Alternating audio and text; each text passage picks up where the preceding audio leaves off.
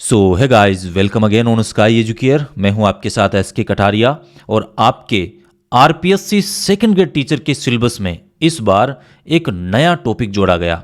Topic क्या है? 21वीं सदी के कौशल और उनकी अवधारणा और रणनीतियों से संबंधित प्रश्न आपको पूछा जाएगा। और मेरी ये बात आप नोट कर लो, निश्चित रूप से इस टॉपिक से प्रश्न आएगा, क्योंकि सरकार राष्ट्रीय शिक्षा नीति 2020 से प्रत्येक परीक्षा में प्रश्न पूछ रही है, क्योंकि सरकार इसको काफ़ी प्रमोट कर रही है। और आपके सिलेबस में पहले ये टॉपिक नहीं था, इस बार ये जोड़ा गया। ये नया टॉपिक इसीलिए जोड़ा गया ताकि इस टॉपिक से आपको प्रश्न पूछा जाए।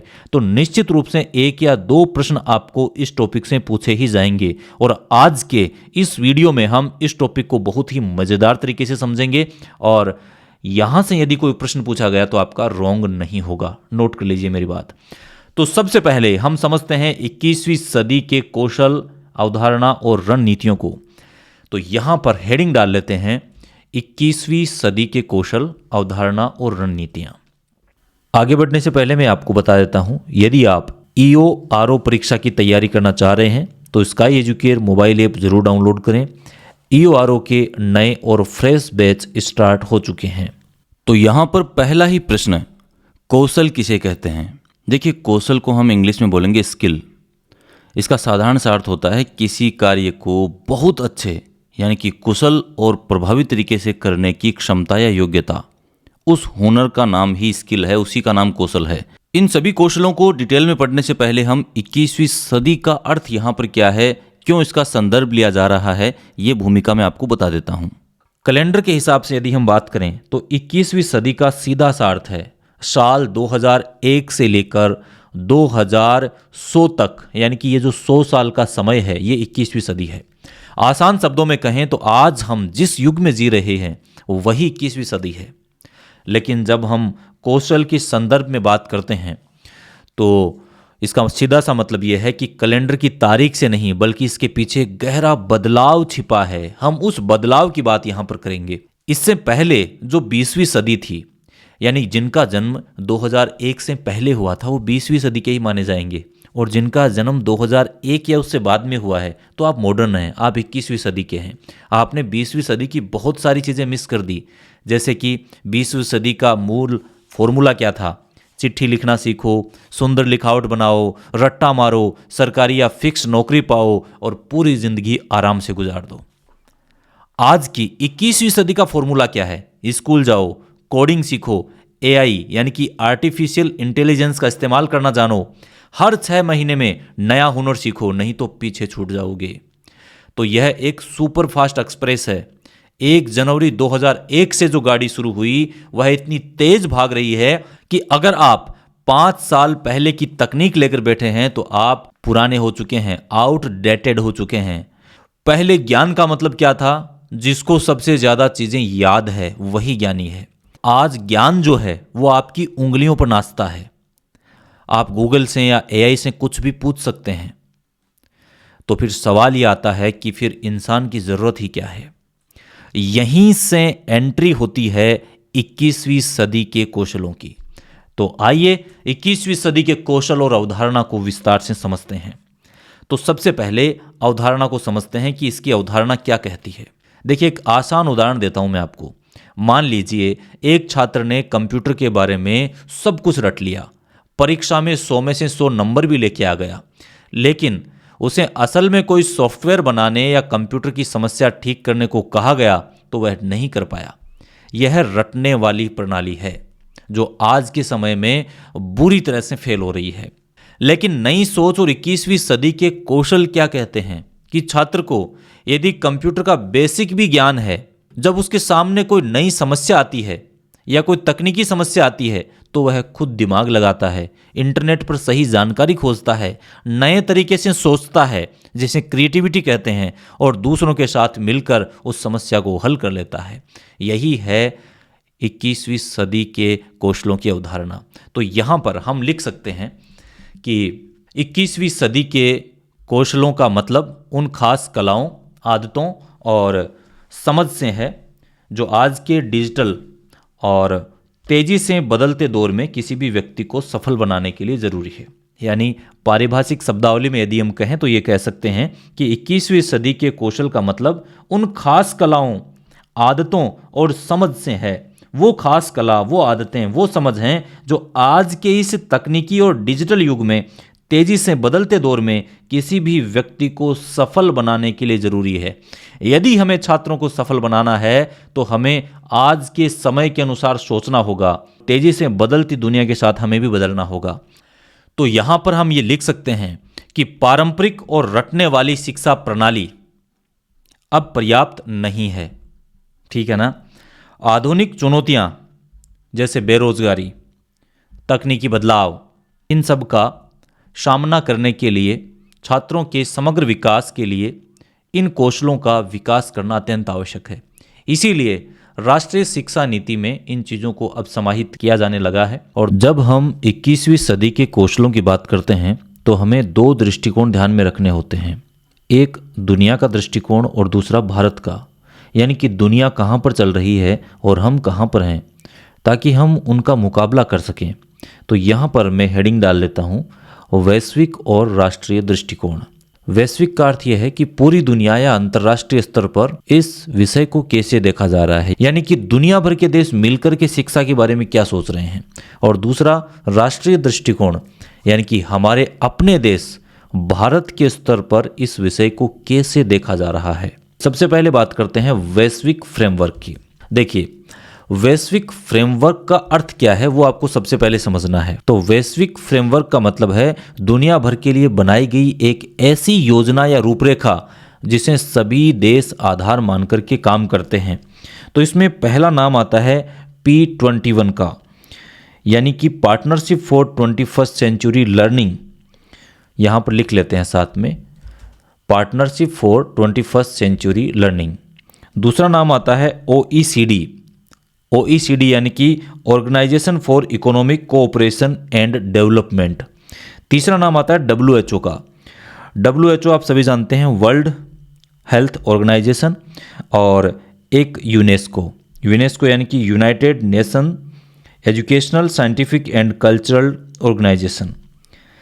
इस तरह के जो वैश्विक संगठन हैं, इन्होंने क्या किया, इन कौशलों को संज्ञानात्मक यानी कि कॉग्निटिव, पारस्परिक यानी कि इंटरपर्सनल और अंतर्वैयक्तिक यानी कि इंट्रापर्सनल, इन 3 श्रेणियों में बांटा। कॉग्निटिव का अर्थ यहाँ पर यह है कि दिमाग या बुद्धि से जुड़ा हुआ कौशल, यानी कि वो सारी क्षमताएं जो हमारे सोचने, समझने, याद रखने, समस्या को हल करने और निर्णय लेने से जुड़ी होती हैं।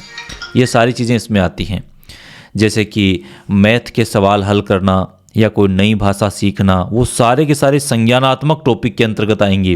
तो संज्ञानात्मक कौशल विकसित होना चाहिए बालक में। दूसरा क्या है, पारस्परिक, इंटरपर्सनल।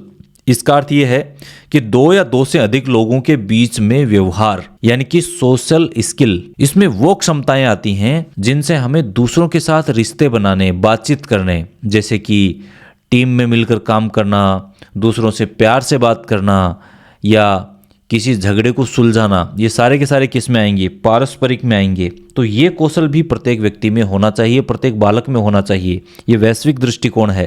अंतर्वैयक्तिक या इंट्रापर्सनल, ये जो कौशल है, इसमें वो क्षमताएं आती हैं जो इंसान को खुद को समझने में मदद करती हैं, जैसे कि अपनी कमियों और ताकतों को जानना, गुस्से पर काबू पाना, खुद को अनुशासित रखना और तनाव को संभालना। तो ये सारे पॉइंट्स जो मैंने आपको बताए, ये वैश्विक दृष्टिकोण है।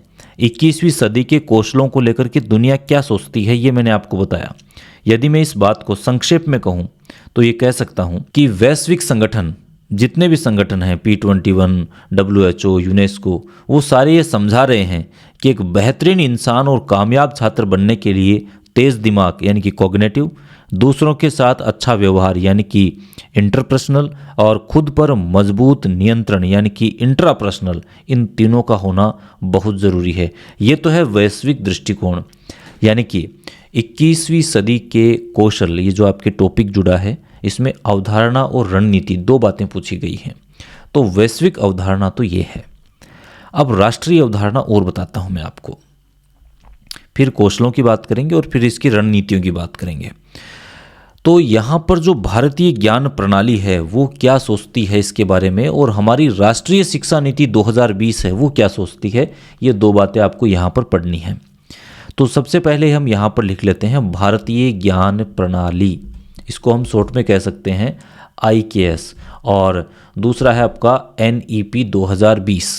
प्राचीन भारतीय ज्ञान प्रणाली यानी कि इंडियन नॉलेज सिस्टम, ये जो IKS लिखा है ना, इसको आप फुल फॉर्म अगर याद करना चाहें तो इंडियन नॉलेज सिस्टम आप इसको कह सकते हैं। इसका सीधा मतलब है भारत का सदियों पुराना पारस्परिक ज्ञान। इसके अंतर्गत भारत का विज्ञान, गणित, चिकित्सा जैसे कि आयुर्वेद, खगोल विज्ञान, धातु विज्ञान, पर्यावरण संरक्षण, वास्तुकला, दर्शन, राजनीति और कला जैसे वो तमाम व्यवहारिक खोजें शामिल हैं जो कि भारतीय ज्ञान प्रणाली में शामिल की जाती हैं। तो यहाँ पर हम इसको लिख सकते हैं कि प्राचीन भारतीय शिक्षा जैसे तक्षशिला, नालंदा में भी इन कौशलों, कौन कौन से कौशल, जैसे कि तार्किक चिंतन, समस्या समाधान, कला का समावेश, ये सब इसमें शामिल था।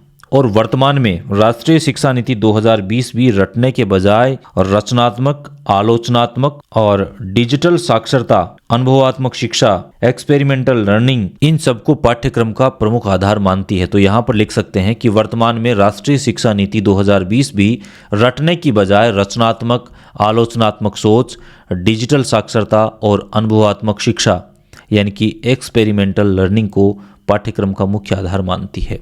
यहाँ पर कुछ शब्द हैं जिनका अर्थ मैं आपको बता देता हूँ। वैसे तो सामान्य परिभाषा है, प्रत्येक आसान शब्द है आपको समझ में आ जाएगा। रचनात्मकता का अर्थ यहाँ पर है कुछ नया और अलग सोचने का हुनर। अगला जो शब्द है वो है आलोचनात्मक सोच। इसका अर्थ है किसी भी बात को आंख बंद करके मानने के बजाय उसके सही और गलत को परखने की समझ का कौशल छात्रों में होना चाहिए। और डिजिटल साक्षरता का अर्थ यहाँ पर है कि आज के दौर में कंप्यूटर, स्मार्टफोन, इंटरनेट, इनका सही और सुरक्षित इस्तेमाल करना आपको आना चाहिए। और अनुभवात्मक शिक्षा जो एक्सपेरिमेंटल लर्निंग है, इसका अर्थ यहाँ पर है कि किताबों को केवल पढ़ने के बजाय खुद अपने हाथों में प्रैक्टिकल प्रयोग करके सीखना चाहिए। तो ये बात है हमारे भारतीय दृष्टिकोण की। तो यहाँ पर लिखा तो बहुत अच्छा है, दृष्टिकोण भी अच्छा है। अब आगे देखते हैं कि कौन कौन से कौशलों की बात भारतीय दृष्टिकोण के अनुसार की जा रही है। चलिए अब बात करते हैं हम उन 21वीं सदी के कौशलों की जिनको हमें पढ़ना है और जो एग्ज़ाम में आपसे पूछे जाएंगे। CBSE और P21 इनके फ्रेमवर्क के अनुसार जो कौशल निर्धारित किए गए हैं और जो आपको पढ़ने हैं वो मुख्य रूप से 3 भागों में बांटे गए हैं। तो यहाँ पर लिख लेते हैं कि CBSE और P21 फ्रेमवर्क के अनुसार 21वीं सदी के कौशलों को 3 मुख्य श्रेणियों में बांटा गया है। और इन तीन श्रेणियों को शॉर्ट में बोला गया है 3LS। इनको यहाँ पर हम देखेंगे। तो कौशलों का वर्गीकरण यानी कि क्लासिफिकेशन ऑफ स्किल्स, और यहाँ पर भी लिखा गया 3LS। इसका अर्थ आपको यहाँ पर समझना है। ये जो 3LS है उसमें पहला LS क्या है वो देखिएगा। पहला पॉइंट 1 A, सीखने के कौशल। कौन से कौशल? सीखने के, लर्निंग स्किल्स। और इसको भी हम 4CS यानी कि 4 भागों में बांटेंगे जिसमें 4 C और 4 ही S होंगे। तो यहाँ पे जो LS मैंने आपको बताया इसमें पहला L, ये देखो लर्निंग, और दूसरा स्किल। तो पहला LS, दूसरा क्या होगा? दूसरा यहाँ पर लिख लेते हैं साक्षरता कौशल यानी कि लिटरेसी स्किल। तो दूसरा L और S आ गया। इसको भी हम 3 भागों में पढ़ेंगे, IMT, है ना। और तीसरा क्या है? तीसरा है आपका जीवन कौशल यानी कि लाइफ स्किल्स। तो तीसरा L और S यहाँ पर आ गया। तो इस प्रकार से शॉर्ट में याद रखने के लिए लर्निंग स्किल्स, लिटरेसी स्किल्स और लाइफ स्किल यानी कि 3L और 3S, शॉर्ट में बोलेंगे 3LS। यानी कि 21वीं सदी के जो कौशल हैं इनको 3 मुख्य श्रेणियों में बांटा गया है और शॉर्ट में उसे 3LS हम कह रहे हैं। कौन कौन से हैं? सीखने का कौशल, साक्षरता कौशल, जीवन कौशल। अगर इंग्लिश में कहें तो लर्निंग स्किल्स, लिटरेसी स्किल्स और लाइफ स्किल्स, ये 3 श्रेणियां हैं। अब हम एक एक को पढ़ते हैं। अब इसमें भी देखो कुछ चीज़ें लिखी हुई हैं, जैसे लर्निंग स्किल, इसमें देखो आप 4CS, फिर उसके बाद में साक्षरता कौशल में IMT और C के अंदर FLIPS, इनको एक एक करके समझते हैं। तो जो CBSE और P21 फ्रेमवर्क के अनुसार जो मुख्य 3 श्रेणियां हैं, उसमें पहली श्रेणी क्या है? सीखने के कौशल, लर्निंग स्किल्स, और इसे भी 4CS में बांटा गया है। तो पहला C क्रिटिकल, दूसरा C क्रिएटिविटी, तीसरा C कोलैबोरेशन और चौथा C कम्युनिकेशन। तो 4CS, S का मतलब स्किल्स, तो इनके सबके आगे आप स्किल जोड़ लोगे तो ये 4CS हो जाएगा। इसी प्रकार से अगला जो पॉइंट है वो है साक्षरता कौशल, लिटरेसी स्किल। इसको IMT इन 3 भागों में बांटा गया है। I का मतलब इंफॉर्मेशन लिटरेसी, और M का मतलब मीडिया लिटरेसी, और T का मतलब टेक्नोलॉजी लिटरेसी यानी कि प्रौद्योगिकी साक्षरता।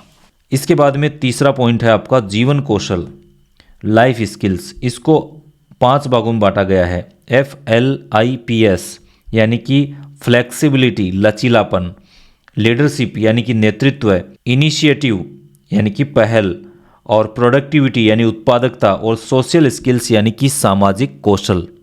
तो इस प्रकार से आप ये जो शॉर्ट में फॉर्म लिखी हुई हैं इनको आप समझ सकते हो। तो सबसे पहले 3LS को आपको समझना है। 3LS का मतलब पहला L लर्निंग, दूसरा L लिटरेसी और तीसरा L लाइफ, और सबके आगे स्किल लिख दोगे तो वो तीसरा S हो गया। इसके बाद में आपको आगे क्या ध्यान में रखना है, जैसे लर्निंग स्किल के आगे लिखा है 4CS, तो 4CS में C का अर्थ समझो।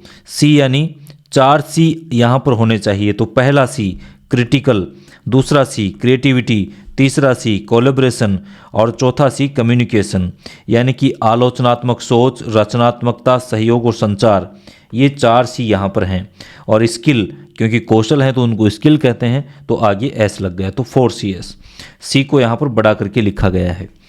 उसके बाद में आप देखो IMT का मतलब होता है इंफॉर्मेशन मीडिया टेक्नोलॉजी, और उन सब के आगे लिटरेसी सब जोड़ दो तो ये हो जाएगा आपका IMT।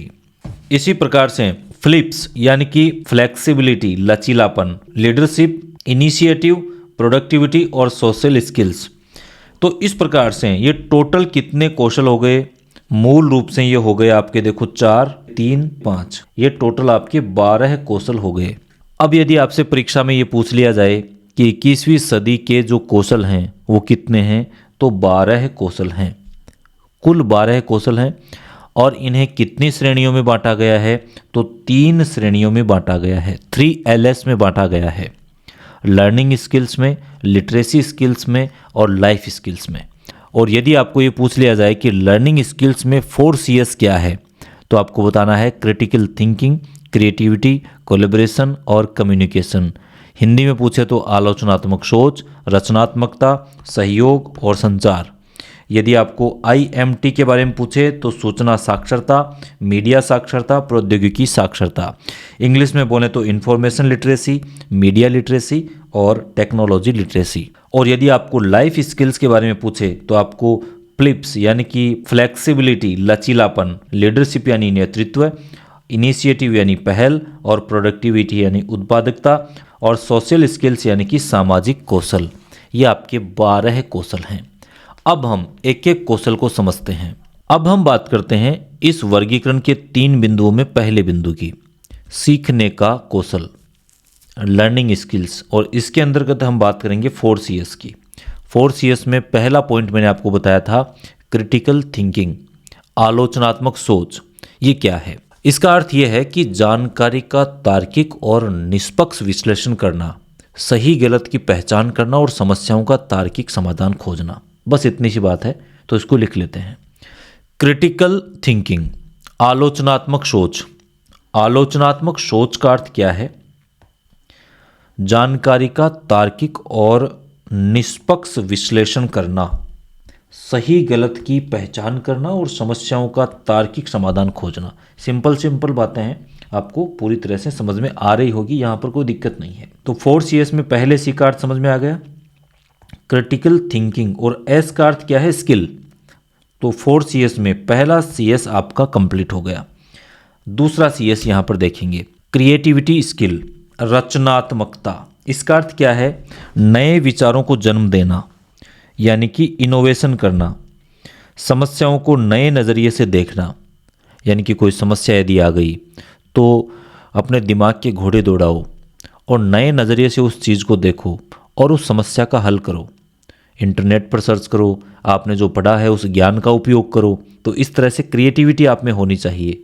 किसी भी समस्या से लड़ने के लिए नई चीज़ का निर्माण करना आपको आना चाहिए। तीसरा कौशल, 2 CS हो गए यहाँ पर 4 CS में से, पहला क्रिटिकल थिंकिंग और दूसरा क्रिएटिविटी। चलिए तीसरे की बात करते हैं। तीसरा है कोलैबोरेशन, सहयोग।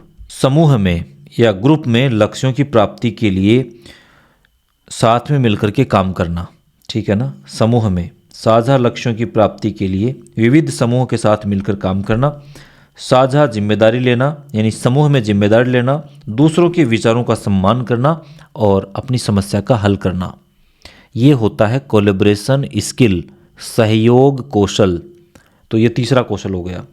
तो यहाँ पर अपने कितने CS हो गए? अपने CS की बात करें तो पहला, दूसरा, तीसरा।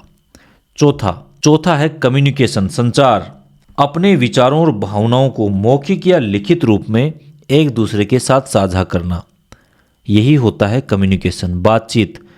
एक दूसरे की बातचीत को एक दूसरे तक पहुंचाना, ये हो गया आपका कम्युनिकेशन का स्किल।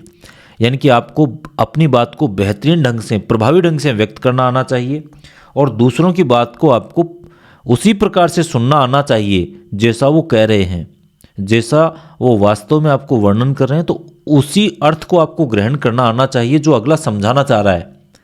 तो मूल रूप से सीखने के 4 कौशल। सीखने के कितने कौशल? 4। पहला क्रिटिकल थिंकिंग, दूसरा क्रिएटिविटी, तीसरा कोलैबोरेशन और चौथा कम्युनिकेशन।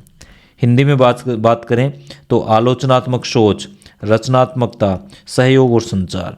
ये आपके हो गए 4 CS। तो परीक्षा में यदि 4 CS पूछे तो आपको कन्फ्यूजन नहीं रखना है। अब हम बात करते हैं कौशलों के वर्गीकरण की दूसरी कैटेगरी की, और वो कैटेगरी है साक्षरता कौशल। यानी कि आपके 3 LS की बात कर रहे थे, उसमें दूसरे LS की, साक्षरता कौशल, लिटरेसी स्किल। और इसको 3 भागों में बांटा गया है, IMT। और यदि मैं शॉर्ट में कहूँ तो ये कौशल डिजिटल और मीडिया संसाधनों के माध्यम से ज्ञान निर्माण करने में मदद करते हैं। यानी कि डिजिटल और मीडिया के संसाधनों के माध्यम से ज्ञान का निर्माण करने में मदद करते हैं। कैसे करते हैं समझना। पहला है आपका, पहला IMT में देखो, पहला क्या है? I। तो I को समझो, इंफॉर्मेशन लिटरेसी स्किल, सूचना साक्षरता कौशल। सूचना साक्षरता कौशल से क्या तात्पर्य है? सटीक जानकारी खोजना, उसका मूल्यांकन करना और भ्रामक जानकारियों से बचना। देखिए, इंटरनेट, मोबाइल, सोशल मीडिया और कंप्यूटर के इस दौर में जानकारियों को सही तरीके से समझना और इस्तेमाल करना प्रत्येक व्यक्ति को आना चाहिए। सूचना साक्षरता का मतलब, आज इंटरनेट पर जानकारियों की बाढ़ आई हुई है, तो ये हुनर या कौशल आप में होना चाहिए कि जब आपको कोई जानकारी चाहिए तब आप इंटरनेट पर सटीक और सही जानकारी ढूंढ सकें, उसे परख सकें कि जो लिखा हुआ है वह सच है या झूठ है। और सोशल मीडिया पर फैलाने वाली भ्रामक या गुमराह की जाने वाली जानकारियां या अफवाह हैं या फिर वो सच हैं, अफवाह हैं तो उनसे आप बच सकें, ऐसी क्षमता आप में होनी चाहिए, ऐसा कौशल आप में होना चाहिए। तो इसको बोलते हैं सूचना साक्षरता। देखिए, तो IMT में हमने I की बात कर ली, इंफॉर्मेशन लिटरेसी। अब हम बात करते हैं M की। इसका मतलब होता है मीडिया लिटरेसी, मीडिया साक्षरता। तो इसको भी लिख लेते हैं, मीडिया लिटरेसी, मीडिया साक्षरता। ठीक है। मीडिया साक्षरता क्या है? हमारे आसपास जो भी विज्ञापन, वीडियो या खबरें हमें जो दिखाई देती है, उनके पीछे कोई न कोई उद्देश्य होता है। जैसे कोई सामान बेचना, किसी की छवि बनाना या किसी की छवि बिगाड़ना, इस तरह के उद्देश्य होते हैं। तो ये जो कौशल है मीडिया साक्षरता स्किल, मीडिया लिटरेसी स्किल या मीडिया साक्षरता कौशल, इसका मतलब है कि आप किसी भी वीडियो को देखकर या खबर को देखकर तुरंत भावुक न हों, बल्कि अपना दिमाग लगाकर आलोचनात्मक विश्लेषण करके ये समझें कि यह मैसेज क्यों और किस मकसद से बनाया गया है। इसको कहते हैं मीडिया साक्षरता। तो यहाँ पर मैं लिख सकता हूँ कि विभिन्न मीडिया संदेशों के उद्देश्यों को समझना और उनका आलोचनात्मक विश्लेषण करना। अब तीसरा पॉइंट है टेक्नोलॉजी लिटरेसी, यानी कि प्रौद्योगिकी साक्षरता। इसका क्या अर्थ है? केवल स्मार्टफोन पर रील्स देखना या गेम खेलना तकनीकी जानना नहीं है।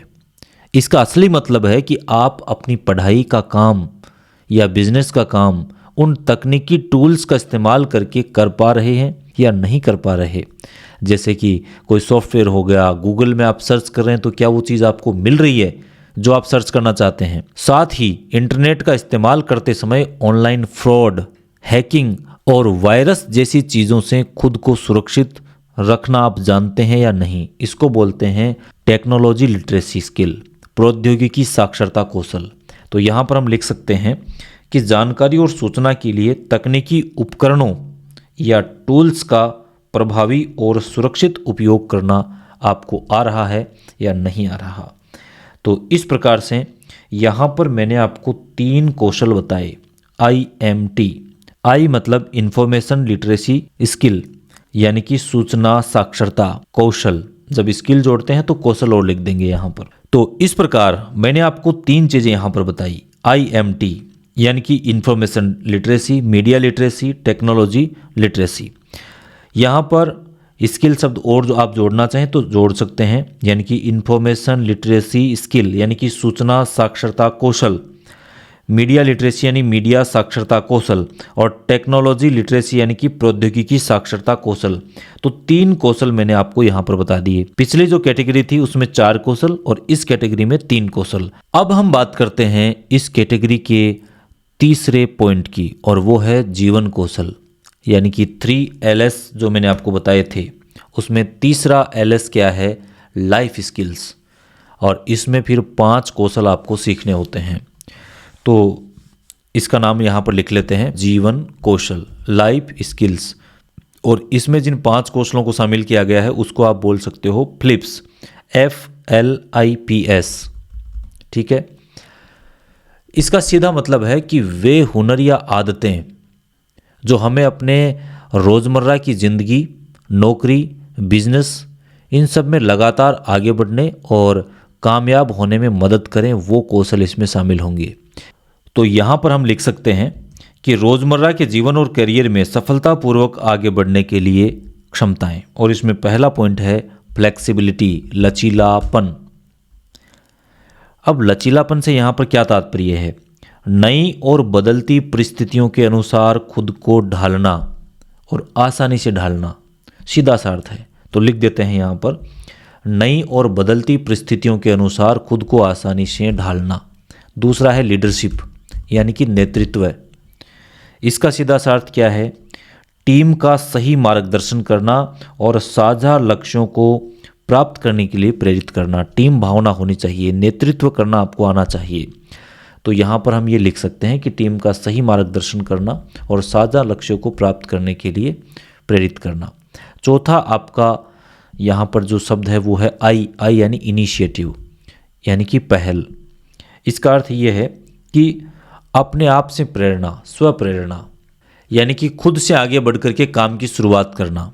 जब कोई दूसरा या बॉस आकर के न कहे तब तक खाली बैठे रहना। अपनी स्वप्रेरणा, सेल्फ मोटिवेशन से आगे बढ़ना और नए और अच्छे काम शुरू करना और जिम्मेदारी लेना, इसको बोलते हैं इनिशिएटिव, पहल। तो यहाँ पर हम लिख सकते हैं कि स्वप्रेरणा से बिना किसी बाहरी निर्देश के नए कार्य शुरू करना। ठीक है। अगला जो आपका पॉइंट आएगा वो आएगा फ्लिप्स में P, यानी कि प्रोडक्टिविटी। क्या आएगा? प्रोडक्टिविटी। तो यहाँ पर लिख देते हैं प्रोडक्टिविटी यानी कि उत्पादकता। अब शब्द से ही इसका अर्थ समझ में आ रहा है, सही समय पर बढ़िया रिजल्ट देना, यानी कि समय का सही इस्तेमाल करके बढ़िया रिजल्ट देना, यही होती है उत्पादकता। अब इसमें क्या करोगे? अपने समय का प्रबंधन आपको खुद करना है। आलस्य नहीं करना है, कम समय या सीमित समय में भी, सीमित संसाधनों में भी अपनी कार्यकुशलता को बेहतरीन परिणामों में ढालना और बेहतरीन परिणाम निकाल कर देना। तो ये होती है प्रोडक्टिविटी। तो यहाँ पर लिख सकते हैं कि समय प्रबंधन करना, कार्यकुशलता के साथ बेहतरीन परिणाम देना। और पांचवा है सोशल स्किल यानी कि सामाजिक कौशल। इसमें हम लिख सकते हैं कि विभिन्न संस्कृतियों और पृष्ठभूमि के लोगों के साथ सम्मानपूर्वक व्यवहार और संवाद करना, यानी कि सरल शब्दों में कहें तो हर तरह के लोगों के साथ अच्छा व्यवहार करना। जब आप समाज या किसी कंपनी में काम करते हैं तो वहाँ अलग अलग जातियों, राज्यों, संस्कृतियों और अलग अलग बैकग्राउंड के लोग होते हैं। उन सभी के साथ तमीज़ और सम्मानपूर्वक बातचीत करना और एक अच्छा तालमेल बना करके आगे बढ़ना।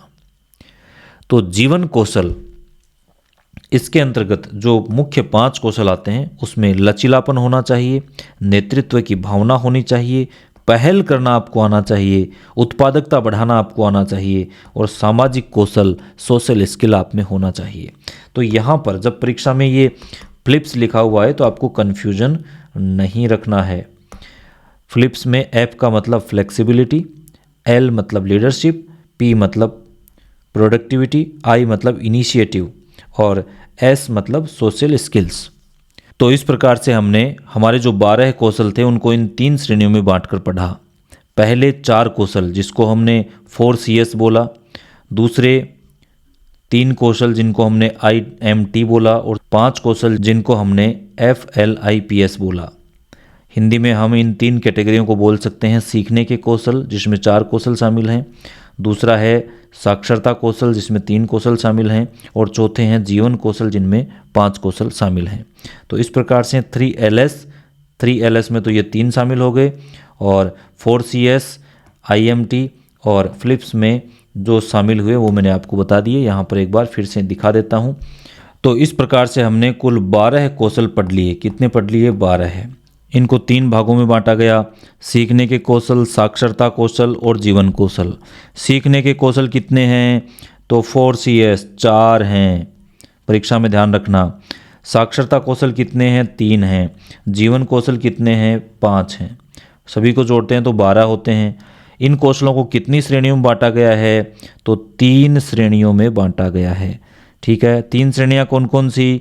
सीखने का कौशल यानी कि लर्निंग स्किल्स, लिटरेसी स्किल और लाइफ स्किल्स। इनको कितने LS में बांटा गया है? 3 LS में। पहला LS लर्निंग स्किल, दूसरा LS लिटरेसी स्किल, तीसरा LS लाइफ स्किल। तो अगर LS या इस प्रकार के कोड में पूछे तो ये जवाब देना है। अब आपसे यदि ये पूछ ले सीखने के कितने कौशल हैं? तो 4 कौशल। कितने CS हैं? तो 4 CS। पहला क्रिटिकल थिंकिंग, दूसरा क्रिएटिविटी, तीसरा कोलैबोरेशन, चौथा कम्युनिकेशन।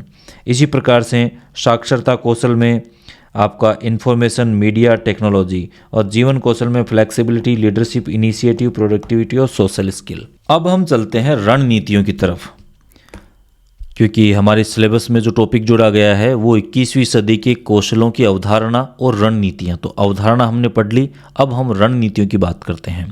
तो कौशल विकास की आधुनिक रणनीति को यदि हम सरल भाषा में समझना चाहें तो हम ये कह सकते हैं कि आज के समय में बच्चों को नए हुनर यानी कि कौशल सिखाने के लिए शिक्षकों को पुराने तरीके, जिसमें शिक्षक सिर्फ बोलता था और बच्चे सुनते थे, इसको बदलना होगा।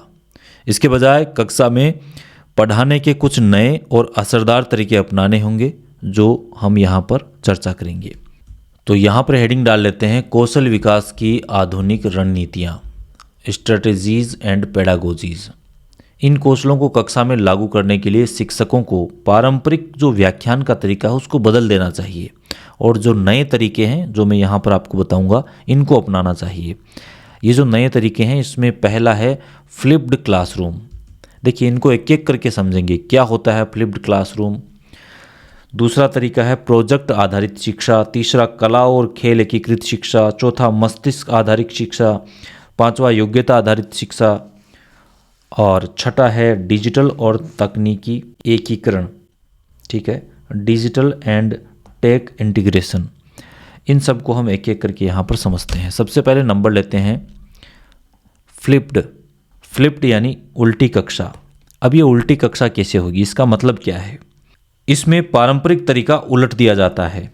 बच्चे चैप्टर से जुड़े वीडियो या नोट्स पहले से ही घर पर देख करके पढ़ लेते हैं।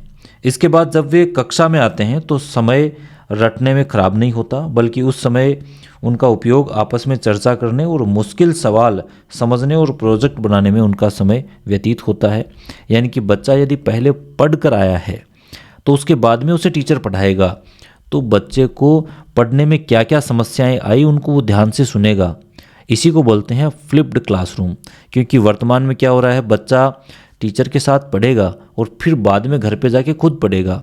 अब उसके फिर से समस्या आ गई तो वहाँ टीचर उपलब्ध नहीं है। तो यहाँ पर उल्टा हो रहा है, फ्लिप हो रहा है। बच्चा पहले खुद पढ़ेगा, उसके बाद में वो क्लास में आएगा, तब जो समस्याएं आएंगी वो पूछ पाएगा। तो यही इसका तात्पर्य है। तो यहाँ पर लिख सकते हैं, इसमें पारंपरिक तरीका उलट दिया जाता है। बच्चे चैप्टर से जुड़े वीडियो या नोट्स पहले ही घर पर देख कर आते हैं और उन नोट्स से वो पढ़ लेते हैं। इसके बाद जब वे स्कूल में आते हैं तो समय रटने में ख़राब नहीं होता, बल्कि उस समय का उपयोग आपस में चर्चा करने, मुश्किल सवाल सुलझाने और प्रोजेक्ट बनाने में किया जाता है। ठीक है, दूसरा पॉइंट, प्रोजेक्ट आधारित शिक्षा, प्रोजेक्ट बेस्ड लर्निंग। ये मैंने आपको बताया। इसका सीधा सा अर्थ है, इसमें छात्र वास्तविक दुनिया की चुनौतियां, जो ओरिजिनल में जो चुनौतियां सामने आती हैं, उन समस्याओं की जांच करते हैं, उसके बाद उनकी समस्या का हल निकालते हैं। यानी कि बच्चों में सिर्फ किताबी ज्ञान देने के बजाय उन्हें असल ज़िंदगी में कोई समस्या या चुनौती दे दी जाती है तो बच्चे खुद रिसर्च करते हैं, आपस में टीम बनाकर काम करते हैं और उसका हल खोजते हैं। तो इससे उनमें टीम वर्क और कुछ नया करने या नवाचार करने का जज्बा पैदा होता है। तो हम ये लिख सकते हैं कि इसमें छात्र वास्तविक दुनिया की चुनौतियों और समस्याओं की जांच करते हैं और उनका समाधान खोजते हैं, और यह आलोचनात्मक सोच, टीम वर्क और नवाचार को बढ़ावा देती है। अगला पॉइंट मैंने आपको बताया, कला और खेल एकीकृत शिक्षा। यहाँ पर हेडिंग डाल लेते हैं, कला और खेल एकीकृत शिक्षा, art and sports integration learning. यहाँ पर फोटो में भी आप साथ में देख सकते हो। यहाँ पर देखो, साथ साथ में जिसमें जो कला है वो कला दिखा रहा है। किसी में संगीत की है, किसी में चित्रकला की है, किसी में स्पोर्ट्स की है, किसी में टीचिंग की है, किसी में कुछ साइंस की है। तो इस प्रकार से यहाँ पर सभी प्रकार की कलाएं एक चित्र के माध्यम से दिखाने की कोशिश की गई है। तो ये जो रणनीति है पढ़ाने की, कला और खेल एकीकृत शिक्षा, इसको अपनाना चाहिए। इसमें क्या होता है, विभिन्न विषयों को कला और खेलों के माध्यम से पढ़ाया जाता है।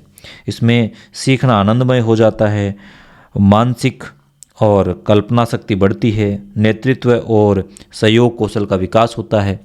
क्योंकि जब मुश्किल विषयों को खेल कूद या चित्रकला या नाटक के माध्यम से जब पढ़ाया जाता है तो पढ़ाई बोझ नहीं लगती, बल्कि मज़ेदार बन जाती है। इससे बच्चों की कल्पना करने की शक्ति बढ़ती है और खेल खेल में वे नेतृत्व व मिलजुल करके काम करना सीख जाते हैं। तो यहाँ पर मैं लिख सकता हूँ कि विभिन्न विषयों को कला, उसमें दृश्य भी हो सकती है, प्रदर्शन करने वाली भी हो सकती है, और खेलों के माध्यम से पढ़ाना, इससे सीखना आनंदमय होता है, मानसिक कल्पना शक्ति बढ़ती है और नेतृत्व व सहयोग कौशल विकसित होते हैं। अगला पॉइंट मैंने आपको बताया, मस्तिष्क आधारित शिक्षा, ब्रेन बेस्ड लर्निंग। हेडिंग डाल लेते हैं यहाँ पर, ब्रेन बेस्ड लर्निंग। देखिए, हमारा जो दिमाग है वो किस तरह की चीज़ पर ध्यान केंद्रित करता है, कैसे खुश होकर के बालक सीखता है, किस तरह प्रेरित होता है, इस विज्ञान को समझकर पढ़ाना। हम रणनीति पढ़ रहे हैं तो इस तरह की चीज़ों को समझकर पढ़ाना, ये तरीका बच्चों पर फालतू दबाव बनाने की बजाय उनसे खुशी खुशी पढ़ने के लिए प्रेरित करता है। रटने की बजाय बच्चा खुशी खुशी से सभी चीज़ें समझ जाता है। यहाँ पर देखो, फोटो में प्रैक्टिकली यहाँ पर कुछ दिखाया जा रहा है और बच्चे देखिए सबके चेहरे मुस्कुरा रहे हैं, खिलखिला रहे हैं। क्यों? क्योंकि यहाँ पर प्रयोग करके और मस्तिष्क बेस्ड लर्निंग करवाई जा रही है। तो यहाँ पर हम ये लिख सकते हैं कि यह विधि मानव मस्तिष्क के ध्यान, अनुभूति और प्रेरणा की प्रक्रियाओं पर आधारित है। यह छात्रों को रटने की बजाय प्रभावी ढंग से सीखने में मदद करती है। इसके बाद में नंबर आता है योग्यता आधारित शिक्षा का। योग्यता आधारित, यहाँ पर शब्द में ही अर्थ छिपा हुआ है। यह विधि छात्रों को रटने की बजाय उनके द्वारा विषय में महारत, जिस विषय में जिस छात्र को महारत हासिल है वो हासिल करने और वास्तविक ज्ञान के प्रदर्शन पर जोर देती है। तो यहाँ पर हम लिख सकते हैं कि यह विधि छात्रों को रटने के बजाय उनके द्वारा विषय में महारत यानी कि मास्टरी हासिल करने और वास्तविक ज्ञान के प्रदर्शन पर जोर देती है। देखिए, इसमें इस बात पर जोर नहीं दिया जाता कि बच्चे ने कितने पन्ने रट लिए या परीक्षा में कितने नंबर आए, बल्कि ज़रूरी रूप से ये देखा जाता है कि बच्चे ने जो सीखा है क्या वह उसे असल ज़िंदगी में काम आएगा या नहीं। तो ये होती है योग्यता आधारित रणनीति। अब अगला जो पॉइंट है वो है डिजिटल और तकनीकी एकीकरण, डिजिटल एंड टेक इंटीग्रेशन। ये रणनीति क्या है? देखिए, ये रणनीति ये कहती है कि क्लासरूम में सिर्फ आप ब्लैक बोर्ड का इस्तेमाल न करें, बल्कि एआई का यूज़ करें, आर्टिफिशियल इंटेलिजेंस का यूज़ करें, वर्चुअल रियलिटी यानी कि वीआर का यूज़ करें और एआर का यूज़ करें। ये कुछ टूल्स हैं, वर्तमान में आधुनिक टूल्स हैं, इनका उपयोग करना चाहिए। किताब में शेर की फ़ोटो दिखाने की बजाय वर्चुअल जो वीआर हेडसेट होता है वो बच्चों को पहना करके, जहाँ पर देखो फ़ोटो में यहाँ पर ये जो हेडसेट पहन रखा है ना, ये वीआर है। तो इस तरह का वीआर जब बच्चों को पहनाते हैं तो उन्हें नीचे देखो ये फ़ोटो, इस तरह की फ़ोटो दिखती है एकदम 3D। बच्चों को लगता है कि मैं इसको छू भी सकता हूँ, यानी कि उनको लगता है छू सकता हूँ, छू नहीं सकते हालांकि, लेकिन एकदम 3D लगता है। तो उसको वो घुमा फिरा करके कैसे भी देख सकते हैं। तो यहाँ पर मैं ये लिख सकता हूँ कि कक्षाओं में एआई, वर्चुअल रियलिटी वीआर और ऑगमेंटेड रियलिटी एआर जैसे उपकरणों का उपयोग करके अनुभवात्मक शिक्षा को बढ़ावा देना चाहिए। तो ये भी एक रणनीति है। अब आप कल्पना करिए कि इस तरह की टीचिंग कितनी शानदार हो सकती है। एक, हम सिर्फ ब्लैक बोर्ड का ही यूज़ करें, और दूसरा इस प्रकार का एआर बॉक्स या वीआर बॉक्स बच्चों को पहना दें और उसके बाद में आप कंप्यूटर में जो भी उसको दिखाना चाहते हैं, देखो यहाँ पर इस चित्र में आप समझने की कोशिश करना, यहाँ पर एक हार्ट का डायग्राम है जो टीचर बच्चों को दिखाना चाह रही हैं। यहाँ बच्चे ने वीआर बॉक्स पहना हुआ है, तो ये जो डायग्राम है ये देखो 3D रूप से उनके सामने प्रकट हो गया। अब वो उसको आसानी से घुमा फिरा करके इधर उधर से पूरी संरचना समझ पाएंगे, उनसे रुचि पैदा होगी, बच्चे को मजा आएगा और वो सीखेगा। इसी प्रकार से ज्योग्राफी यदि पढ़ते हैं तो यहाँ पर देखिए एक और बच्चे ने वीआर पहना है और पूरे ये देखो सौरमंडल यहाँ पर दिख रहा है। तो इस प्रकार की कक्षाएं जब होंगी तो मज़ा आएगा। तो यहाँ पर ये चीज़ समझाने के लिए मैंने ये जो देखो ग्राफिक यूज़ ली है, इस ग्राफिक के माध्यम से मैं भी इन चीज़ों को आसानी से समझा पा रहा हूँ। तो ये तरीका होता है टेक्नोलॉजी को यूज़ करने का। तो इस प्रकार से हमने आज के इस वीडियो में आपके आरपीएससी सेकेंड ग्रेड टीचर भर्ती परीक्षा के सिलेबस में जो नया टॉपिक जोड़ा गया 21वीं सदी के कौशल, अवधारणा और रणनीतियाँ, इसको हमने डिटेल में पढ़ा। उम्मीद करता हूँ ये आपको ज़रूर समझ आया होगा। यदि आपको ये समझ आया है तो आप इस वीडियो को लाइक कर सकते हैं, शेयर कर सकते हैं। चैनल को सब्सक्राइब नहीं किया तो सब्सक्राइब कर सकते हैं। मिलते हैं अगले वीडियो में, तब तक के लिए नमस्कार।